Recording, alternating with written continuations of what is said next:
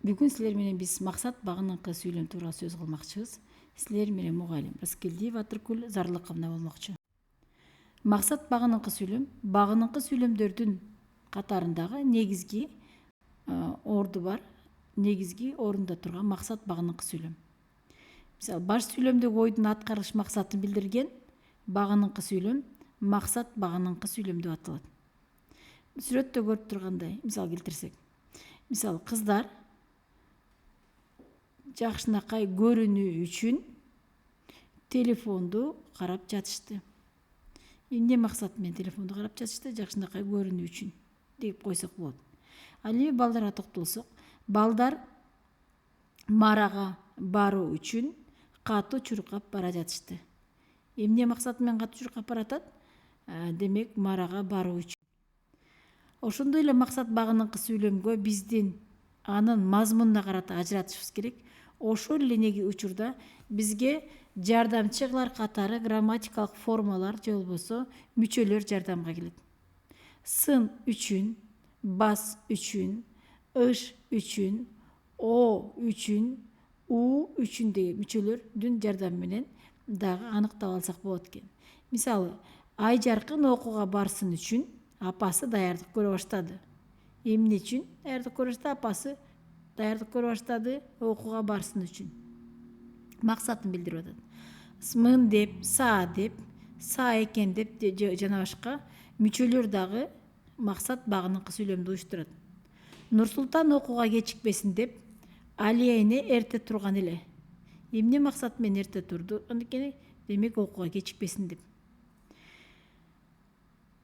Деген менен, дегени сыяктуу, деген көрүнөт деген сөз тизмектери менен дагы жасалат. Толгонай эжебиз адептүү, жакшы окусун, сезимтал, эмгекчил болсун деген ой менен жакшы нерселерин айтып, акыл айта берер эле. Мында дагы сөз тизмектери менен максат багыныңкы сүйлөм жасалды. Мисалды алсак, негизинен эки сүйлөм жалпы жонунан караганда окшоштуктар бар. Бирок ал сүйлөмдүн ички маанисине көңүл бурушубуз керек экен. Балдар эртели кеч футбол ойношсун үчүн үйдүн алдында кичинекей аянт жасадык. Эмне максат менен жасадык? Эмне үчүн жасадык?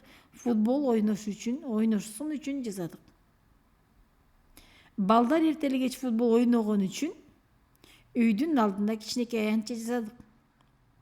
Бул жерде дагы экөөндө тең негизинен караган окшоштук болгону менен бул жерде окуяны болуп өткөндүгүн билдирип атат. Өткөн, башкача айтканда, өткөн чакта туруп атат. Кеч футбол ойногон үчүн үйдүн алдында кичинекей аянт жасадык. Бул жерде себебин билдирип атат. Баш сүйлөмдүн себебин билдирип атат. Экинчи сүйлөм себеп багыныңкы сүйлөм, биринчи сүйлөм максат багыныңкы сүйлөм болот экен. Мисалды алсак, мол түшүм алуу үчүн алар кыялдан отурушту деген сүйлөмдү алсак, бул да максатын билдирип атат. Достору күлсүн деп кесмеси менен табакты башына кийди. Эмне үчүн кесмеси менен табакты башына кийди? Ошол достору күлсүн деп. Демек, бул да максатты билдирип атат. Ал эми кожоюну көрбөш үчүн мышык жашынып жатты десек да, мында да максатын билдирип атат. Ал эми келинген маалыматка жооп берүү үчүн телефонго жооп берип жатышты. Же болбосо телефонду кармап жатышты десек болот экен. Демек, бул жерде да максатын билдирип атат. Ошондой эле мисалдарды алсак, алар туюп калбасын деп эч кимге айтпадык. Эмне үчүн эч кимге айтпадык? Калбасын деп, туюп калбасын деп.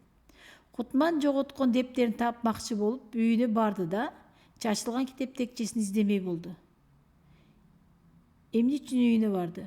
Ошол жоготкон дептерин тапмакчы болуп. Амангелди Турдубектин болушкан ыраазылыгын билгизейин деген көрүнөт.